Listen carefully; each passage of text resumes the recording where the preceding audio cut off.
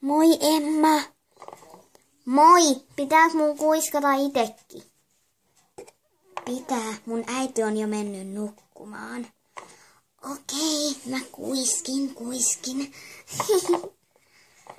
Mut siis tiedätkö mitä, Emma? No?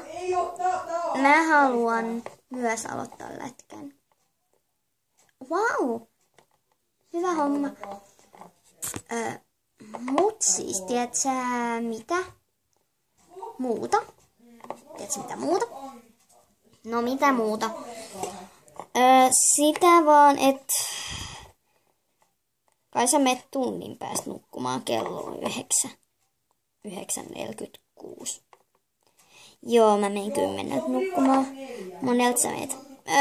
Mä menen huomenna nukkumaan, eli 1. Okei, mutta siis. Niin. Tiedätkö mitä? No mitäs mun pitää tietää?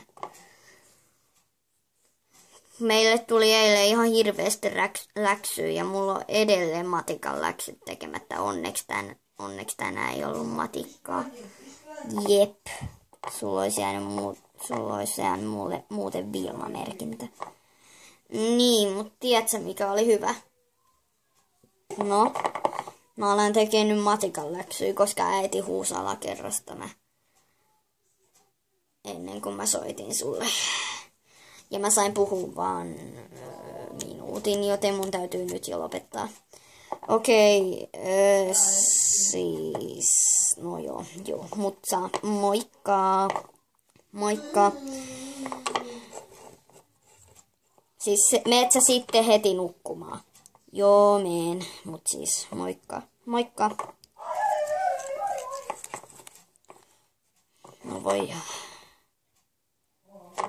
Mä menen olohuoneeseen.